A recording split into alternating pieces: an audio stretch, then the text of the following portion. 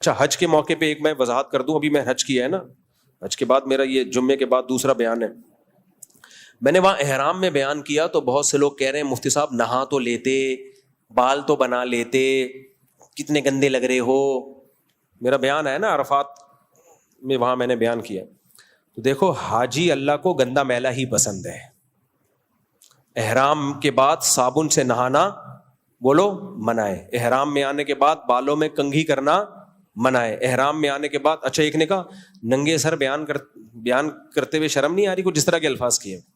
مولانا ہوتے ہو, مولانا لوگ تو سر ڈھانپ کے رکھتے ہیں. تو مجھے اندازہ وہ بہت سارے لوگوں کو بیچاروں کو معلومات ہی نہیں ہے. احرام میں آپ سر نہیں ڈھانک سکتے, آپ کو دیوانوں کی طرح ہی رہنا پڑتا ہے. احرام میں آنے کے بعد آپ صابن سے نہیں نہا سکتے. نارمل پانی سے بھی نہائیں تو زیادہ میل کچیل دور نہیں کرنا چاہیے. اس میں پانی سے نہانے کا مقصد صرف گرمی دور کرنا ہو, بس, اس کے علاوہ نہیں. اور حج کی بھی 3 قسمیں, ایک ہوتا ہے ڈائریکٹ حج کیا, ایک ہوتا ہے حج تمتع, عمرہ کیا, احرام سے باہر آ گئے, پھر اپنے ڈریس میں گھومے, پھر آپ نے دوبارہ حج کا احرام باندھا. سب سے مشکل اور اجر والا حج ہے حج قران. اس میں یہ ہوتا ہے کہ آپ جب گئے نا یہاں سے سعودی عرب, آپ نے احرام باندھا اور نیت حج عمرے دونوں کی.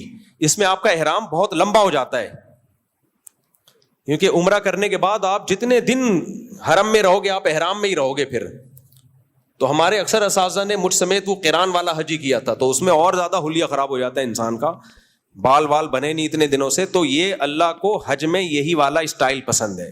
حج میں پرسنالٹی کیا کرنی ہے بولو, سائڈ پہ رکھ کے آنی. اور گرمی میں پسینے وسینے, تو اللہ ہم تو بہت کمزور ہیں. ہمارے جو اپنے بڑوں کو ہم نے دیکھا ان کا تو بہت لمبا احرام چلاتے ہیں وہ, کیونکہ اللہ کو احرام کی حالت پسند ہے. دیکھو اسلام کو صفائی ستھرائی پسند ہے, میل کچیل پسند نہیں ہے. لیکن حج میں یہ معاملہ کیا ہو جاتا ہے الٹا. حج تو دیوانگی کا نام ہے نا. خوشبو لگانا اسلام کو پسند ہے, یہ اوائڈ کرنا خوشبو پسند. تبھی تو ہم نے خوشبو لگائی. ابھی احرام میں خوشبو پر پابندی. لنگوٹ باندھنا اسلام کو پسند ہے یا سلے ہوئے کپڑے؟ سلے ہوئے. ہمارے نبی نے ہمیشہ سلے ہوئے پراپر ڈریس پہنا ہے. احرام میں آپ سلا ہوا کپڑا نہیں. چپل, آپ وہ چپل جس سے آپ کی ہڈی ڈھک جائے, جوتا نہیں پہن سکتے آپ, کینچی چپل پہننی پڑتی ہے. کتنی ٹینشن ہے اس کینچی چپل میں, چلنا کتنا مشکل. اور وہ 3 گھنٹے اس چپل میں ہم چلے ہیں. پیدل تو چلنا پڑتا ہے انسان کو, وہاں حج میں ہو نہیں سکتا کہ آپ پیدل نہ چلیں, کراؤڈ اتنا ہوتا ہے کہ وہ چلنا پڑتا ہے. تو حاجی کا مطلب ہی یہی ہے. پھر احرام ہمارا بہت میلا بھی ہو گیا تھا. ہاں یہ نہیں ہے کہ خود سے میل لگاؤ اپنے اوپر کہ کیچڑ لے کے مل رہا ہے. اللہ کو میلا حاجی پسند ہے جو اللہ کی طرف سے ہو جائے, کیونکہ جو اللہ نے پابندیاں لگائی ہیں آپ کے اوپر, ان پابندیوں کی وجہ سے جو میل کچیل بال پراگندہ. حدیث میں آتا ہے ایک صحابی, کیونکہ پہلے زمانے میں احرام بہت لمبا ہوتا تھا, اب تو ہم جہاز سے گئے زبردست, پتہ ہی نہیں چلا. پہلے تو مدینہ سے آ رہے ہیں اور عراق سے آ رہے ہیں, 20 دن, ایک مہینہ احرام میں ہوتا تھا. تو ایک صحابی کے بڑے بال تھے, ان کے سر میں جوئیں پڑ گئی تھیں.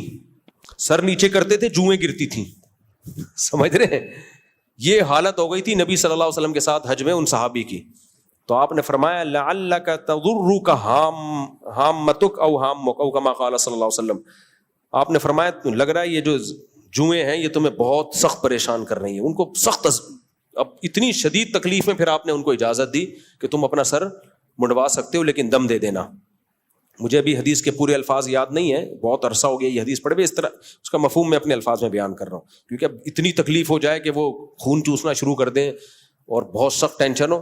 لیکن اس سے اتنا تو پتہ چلتا ہے کہ کیا حالت ہو جاتی تھی صحابہ کی احرام میں. آج کل تو بڑے VIP حج ہیں بھائی, بڑے VIP حج ہیں. اس میں بھی آپ احرام میں لوگ ایسی کوشش کر رہے ہوتے ہیں, بس خواتین برش سے بال بنا رہی ہیں احرام میں. میرے پاس مسائل آئے کہ وہ میری وائف جو ہے وہ بال بناتی ہیں تو بال ٹوٹ جاتے ہیں. میں نے کہا میرے بھائی ان سے بولو احرام کی حالت میں بال نہ بنائیں, بال ٹوٹیں گے نا. تو ابھی یہ بیوٹی شیوٹی تھوڑے دنوں کے لیے ایک طرف رکھ دیں. مسئلہ پتہ نہیں تھا بیچاری کو, ظاہر ہے بہت سے لوگ جاتے ہیں کو مسائل پتہ نہیں ہوتے. تو احرام ہے ہی اسی چیز کا نام. اور یہ میں اس لیے بتا رہا ہوں جب حج کریں تو یہ ساری چیزیں کھوپڑی شریف میں پہلے سے بٹھا کے رکھا. حج دیوانگی کا نام ہے, حج پرسنالٹی, اور ایکچولی وہ یہیں بیٹھے رہے اپنے آفس میں, ان کو حج کرنے کی ضرورت نہیں ہے. حج نام ہی دیوانگی کا ہے.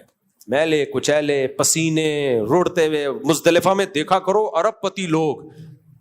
ایسے لوگ نے بھی مزدلفہ میں زمین پہ سڑک پہ پڑے ہوئے ہیں جو 1.5 کروڑ کا حج کر رہے تھے, جن کی 2 کروڑ روپے 3 کروڑ مہینے کی آمدن ہے, مزدلفہ میں کھلے آسمان کے نیچے پڑے ہوئے ہیں.